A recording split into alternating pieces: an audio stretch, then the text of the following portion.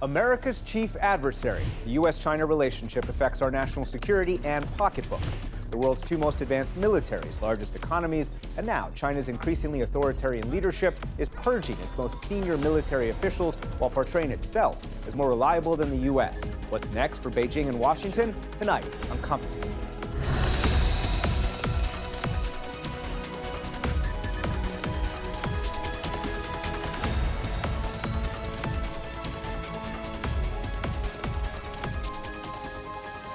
Support for Compass Points has been provided by the Judy and Peter Bloom Kovler Foundation, Camilla and George Smith, the Dorney Koppel Foundation, the Gruber Family Foundation, and Cap and Margaret Ann Eschenroder.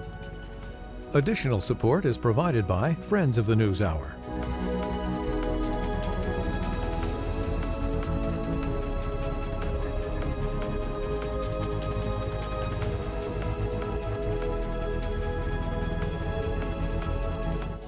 This program was made possible by contributions to your PBS station from viewers like you. Thank you. Once again, from the David M. Rubenstein studio at WETA in Washington, moderator Nick Schifrin. Hello and welcome to Compass Points. The U.S. and China are in a new era of confrontation, and no other relationship can help determine everything from the prices we pay, the apps we use, and the future of our alliances. Today, Xi Jinping has concentrated power to a degree not seen in China in a half-century. He's more authoritarian, purging his most senior military officials as President Trump ditches talk of great power competition to emphasize a grand U.S.-China deal. So, what's the future of the relationship, and how much do we really understand about Xi Jinping's decisions and motivations? To help answer those questions, I'm joined by Kurt Campbell, the chairman and co-founder of the Asia Group and former Deputy Secretary of State. Randall Shriver is the former Assistant Secretary of Defense for Indo-Pacific Security during the first Trump term and now is chairman of the Institute for Indo-Pacific Security. Yun Sun is the director of the China program at the Stimson Center.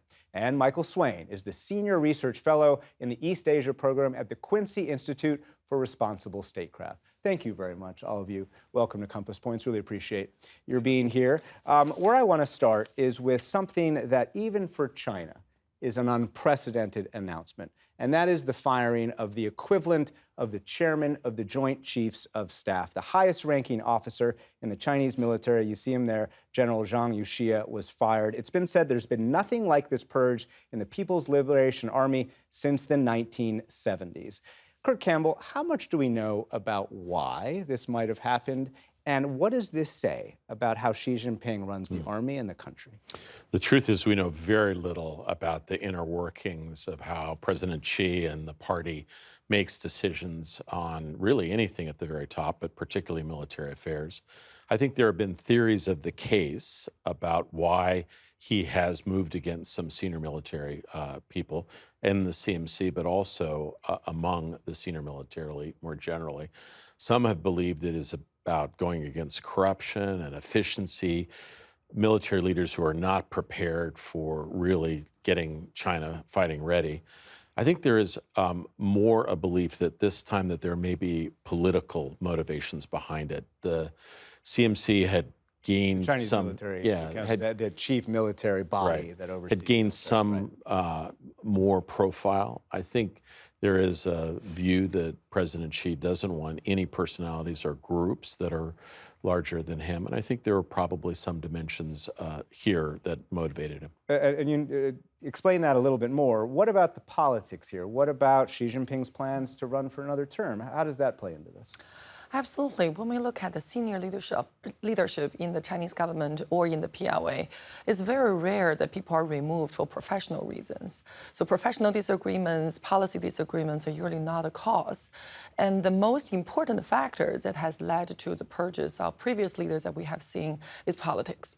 China is looking at the 21st Party Congress in 2027, and the essential questions that will be raised and answered during this Party Congress is whether Xi Jinping is going to stay on for a fourth term.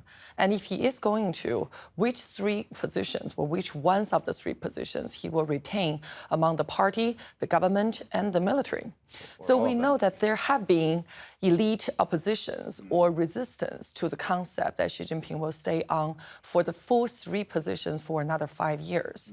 So thinking about the intra-party politics that are ongoing in China today, I think it raises a lot of questions as for whether this purge is related to that. Randy Shriver, this is really hard, but how could this affect Chinese military abilities, readiness, planning, including, of course, possibly to be ready to invade Taiwan?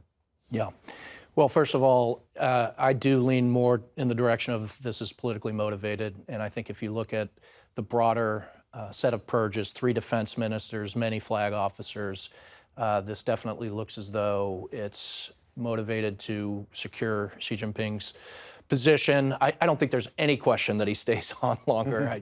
Particularly, I think he sealed the deal with how he treated his predecessors, right? So I think he knows what would be in store for him if he gave up all his titles. So it may be some mix of titles, but there's no doubt in my mind he remains supreme leader. I think on the military, it was once said, you go to war with the army you have. So the PLA is certainly... Quoting Donald Rumsfeld there. Yeah, well, the PLA has certainly been the beneficiary of a lot of investment, better training, not to our quality yet, and certainly an operational environment with a tempo that they're getting a lot of experience.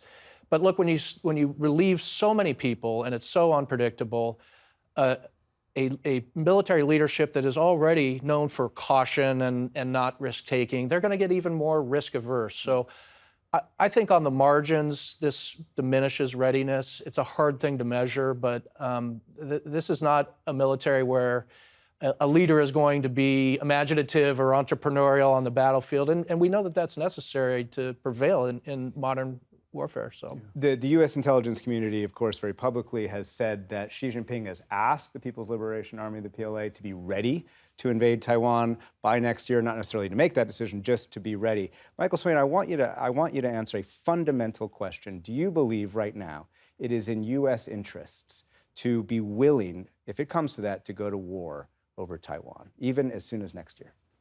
No. I don't think it's ultimately in the U.S. interest to go to a war, which would be a major war, unlike anything we've seen since the Korean War with China over Taiwan.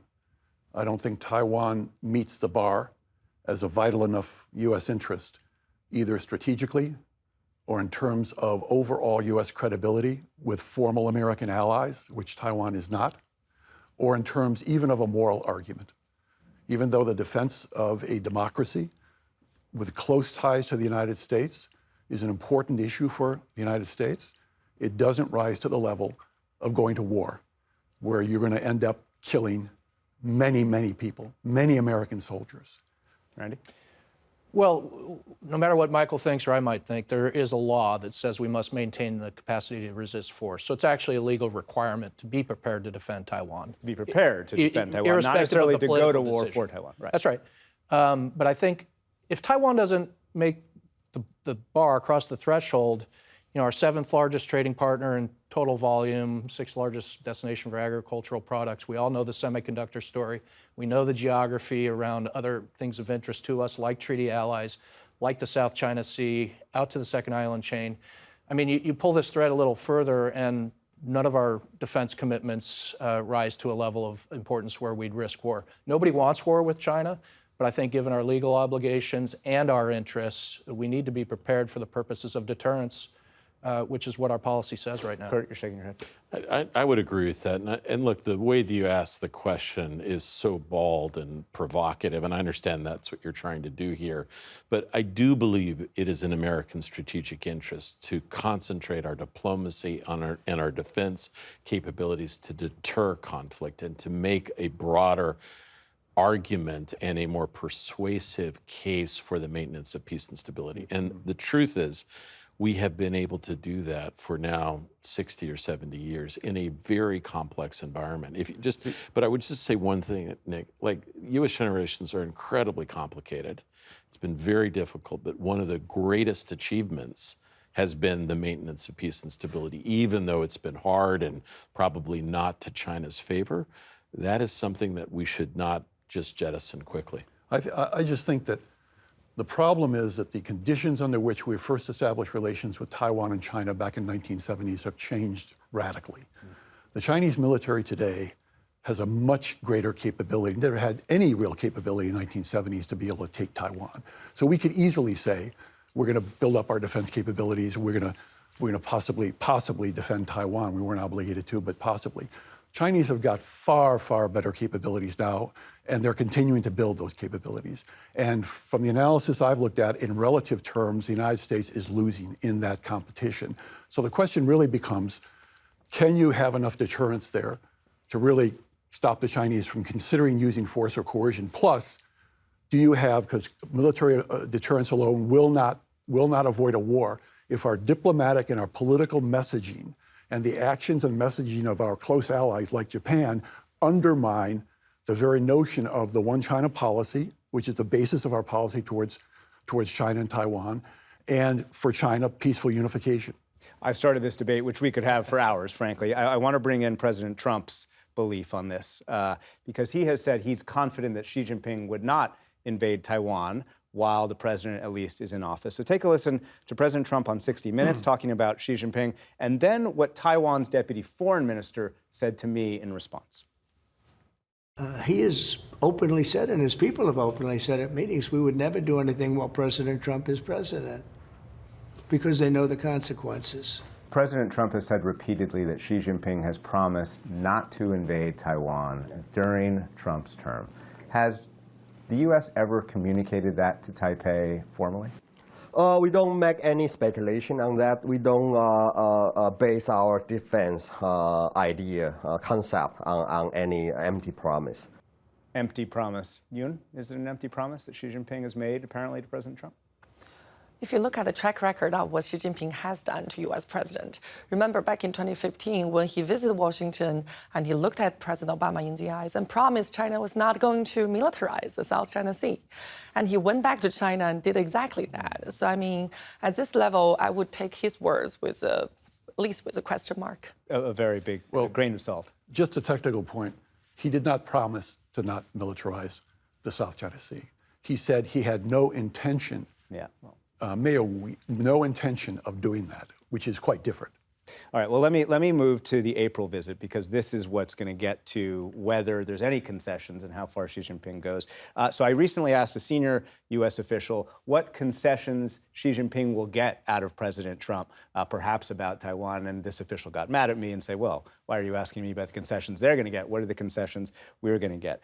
But the question is Beijing willing to make any concessions on trade, which is what we believe the president will be prioritizing, if the president makes any concessions on Taiwan? Kurt. So if you look at how this is shaping up, what we're seeing from the United States, President Trump's interested in some very short-term things, wants major increases in agricultural purchases, in maybe Boeing, engines. Well, yeah, we'll get to, but those states are very important with respect to upcoming elections. He'd like possibly to sell more Boeing planes. I think that would be good. There's a big debate inside the administration about accepting Chinese investment in the United States. I think the president is more inclined to go in that direction, and I give him credit for this. He's very focused on trying to end fentanyl coming into the United States. A series of administrations has been focused on that. What China wants, I think, in exchange, they're going to say, hey, look, if we're going to buy all this stuff, you got to lift some of these tariffs. We can't operate like that. Second, they're going to say, look, all these technology restrictions put in place in the Biden administration, you've lifted many of them, but you've got to lift all of them. And I think we have indications many people on the technology side around President Trump are probably inclined to go in that direction. Third, I think the Chinese are going to say we'd like some adjustments on your Taiwan policy, and that might be with respect to how the president talks about Taiwan, what our views about independence are. We would go from not supporting to opposing. I think if you look at the balance of that, what's on offer and what the Chinese would ask, I don't think that's a particularly good deal. Randy, how do you rate the president's trade policies, tariffs? It's been such a focus of his combined national economic security. You dealt with this during the first Trump administration. The bottom line, have the tariffs been effective at getting China to lower trade barriers? Well, I guess I'm a bit of a throwback Republican. I prefer more free trade and less industrial policy, less tariffs. But I do think we've landed at a spot where what they're calling a trade truce from the Busan meeting between President Xi and President Trump, where we've got a temporary landing spot for tariffs. We've agreed not to impose the additional tariffs on fentanyl. We've agreed to halt the correcting measures that were associated with the 301 investigation on Chinese shipbuilding. 301 U.S. Trade Representative investigation. Yes. Right. Yeah. So we're sort of at this truce part. So really the important thing is where we go forward from here. And I think Kurt is right in terms of laying out what the Chinese want. They'll go in with a maximalist position on a lot of these things, as they often do. But the playbook is generally we'll get from them some agreement to buy things, some agreement on process. Yeah, we'll create a dialogue on fentanyl or whatever it may be. And then we go into a period of dashed expectations. The Chinese rarely live up to these things. And so the hope is that the meeting itself provides some ballast and gives us a little bit of space and brings tensions down.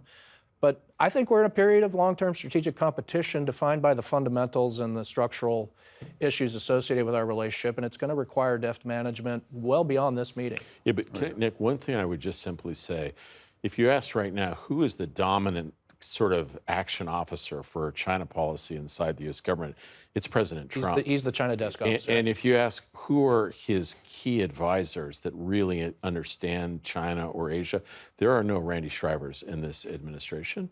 They really do not have a very deep reservoir of people that they consult. So you've rarely seen this much confidence in the ability to manage a relationship matched with not as much experience. Although regardless of the experience, I would argue that the policy-making apparatus that we've been used to for decades has obviously moved much toward a policymaker apparatus with President Trump, not only on China, but much of the world. Sorry, Michael. Yeah. Well, I was just going to say, I think the interesting question really is whether, and I agree with what Randy and Kurt have been saying, whether or not Taiwan really does come up in this meeting. I think Trump would rather just not even talk about it, more or less. But in Busan, they never talked about it. But in this meeting, I think it's possible that Xi Jinping could very well say, okay, all kinds of things we're willing to do. We'd like you to do some things too on trade.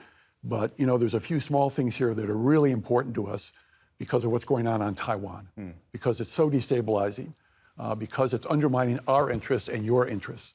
So you need to say something that's much more clear to the DPP, to the splitus on Taiwan, as they call it. The current government and head of the current government, Democratic Progressive Party. Correct. Right. Like, you need to oppose Taiwan independence, which is not the position of the United States. So you need to really push back on the DPP. We know how. Oh, sorry. I was going to say their goal is to return to some form of co-management. They want the U.S. at the highest levels locked into a process where China and the United States are co-managing Taiwan. And I've heard some troubling things from a senior official, who I won't name, has said, do not support independence, oppose independence. It's the same thing. Right, exactly. Well, it's not the same thing. But the hard thing that we don't really talk about very much is that it is absolutely clear President Trump has an unusual attraction to authoritarians. In the leaders that animate him are President Trump, Kim Jong-un, and President Xi. And to the extent he has a global philosophy, he's indicated that really big powers should have a little bit more sway over their immediate neighbors. You see that playing out a little bit in Ukraine. And so I do think the Chinese are going to try to pressure him to indicate, look, you got to change adjust U.S. policy. And I think it may go even beyond what Michael's indicating here. One of the main friction points has been over technology and chips. Randy, during your administration, during the first Trump administration, there was the creation of these, what we call export controls, believing that American technology was being funneled into the Chinese military in order to make the Chinese military better. Kurt, as you know, you continued that effort. But recently, in the last year, President Trump has allowed some of the more advanced NVIDIA chips, the more advanced semiconductors to be sent to China, not the most advanced, but still, he has removed the language of great power competition, and this is a real shift. So Yoon, is President Trump, you think, more interested in selling chips to China or trade with China than he is holding the line, as they did in both administrations, on national security? I think President Trump has made his agenda very clear. Is to address the trade imbalance with China. And if you want to address the trade imbalance with China, a key question is what the U.S. is willing to sell to China that can boost our export to China, right? And I'm afraid if that is our priority, then selling some semiconductor chips to China will be inevitable. Because we're more advanced on semiconductors. That's our comparative advantage. That's what we can sell because, well, it will require a lot of soybeans to make up a fraction of the trade imbalance that we currently have with China. So as long as trade imbalance is going to be the national priority, I'm afraid that this door is going to be pushed open. Michael, does this concern you, these sales? Yes, it concerns me because I don't think there's a good enough yet definition, certainly within this administration, of what constitutes a national security-related high-tech product to sell to China and what doesn't.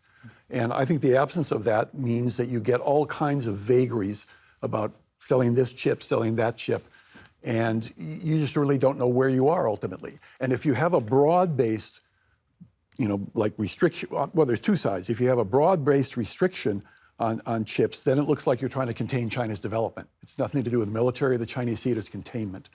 But then if you have something that's very, very selective, you can influence, I think, China's military development, but only temporarily. Most people that I know, I'm not an expert in the tech area, but most of the guys I talk to and the ladies who are involved in that say, anything we do is a delay issue. It's not a reversal, or it's not a stop. Look, I respect Michael. I tend to disagree. I think there are clear areas, certain kinds of AI chips, certain kinds of lithography for semiconductor design, that there is bipartisan agreement that these are areas of strategic advantage. I think what is missing here, though, Nick, is a theory of people in the Trump administration about why to sell these chips. Their idea, if you can sell them, then you can addict the Chinese to our technology stack. Get them in the stack. But right. that is a fundamental misunderstanding of where Xi Jinping is. When he came to power, he made clear tech supremacy is his ultimate goal. And so the idea that we're somehow going to get China to just buy U.S. chips for the next 20 years, that's a mistaken understanding of Chinese strategy. I also want to make a comment on, just slowing or thwarting them. There are particular areas of convergence, for example, quantum with AI, that if China gets first mover advantage, it is extremely consequential. So even if it's just slowing them, I would take that. Let me save the biggest proverbial explosion for last, and that is nuclear weapons. And I'm going to bring up a bar graph. I'm not afraid of bar graphs on television, even though it's pretty rare, to show the number of nuclear warheads by country. Russia, 5,459. United States, over 5,200. China, 600. Now, that alone is actually a lot higher than they used to be just a few years ago. China has long maintained what it calls the minimal deterrent, but the Department of Defense says they're accelerating. They're going to have over 1,000 by 2030, and they're racing to parity, especially 1550. That's what the U.S. And Russia deploy. And what we saw recently from Christopher Yu, the Assistant Secretary of State, he recently described China's nuclear growth as, quote, beyond breathtaking. We have not seen an expansion like this in many decades, ever since the beginning of the Cold War. Randy Schriver, to you first. Is there any sign that China is willing to negotiate its number of nuclear weapons as the U.S. wants it to today? We haven't seen any sign of that. And I think the ending of the New START, combined with some testing, we haven't tested since the early 90s, since the Test Ban Treaty. But our Undersecretary of State for Security has revealed publicly that China has conducted some low threshold, low yield tests. The combination of all these things, and you could bring in India into this equation. You could bring in powers that are contemplating weapon system. I think the popularity now in South Korea is over 70% want an independent worry of nuclear. proliferation is huge. So we're really entering into a stage of both horizontal proliferation as a potential, but really the great powers who are already nuclear powers really accelerating things. And the Chinese have expressed no interest, just the opposite. They've continued to cling to this position that it's between the great powers. You no interest? Well, I think the Chinese calculation or their calculus, their formula about their minimum deterrence is based on not just the size of the nuclear arsenal, but also the missile defense capability of other great states, right? Great powers. So for the Chinese, when they calculate how many they need, they're not only looking at how big the American arsenal is, they're also looking at the U.S. missile defense capability. Because for them to have credible second strike capability, what they want to achieve, which is the mutual vulnerability, as they have stated many, many times in Track 1 and Track 2 dialogues. I think until they see that they have credible second strike capability, they are not going to negotiate. Exactly. Yeah. Unfortunately, we're out of time, Kurt. So sorry. Yoon Sun, Michael Swain, Kurt Campbell, and Randy Schreiber. Thanks so much, very much. And thank you for joining us. That's all the time we have. I'm Nick Schifrin. We'll see you here again next week on Compass Points. Support for Compass Points has been provided by the Judy and Peter Bloom Kovler Foundation, Camilla and George Smith, the Dorney Koppel Foundation, the Gruber Family Foundation, and Cap and Margaret Ann Eschenroder. Additional support is provided by Friends of the NewsHour.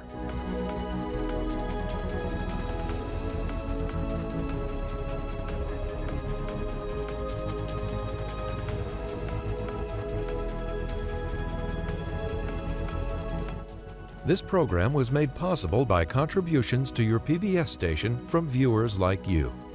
Thank you.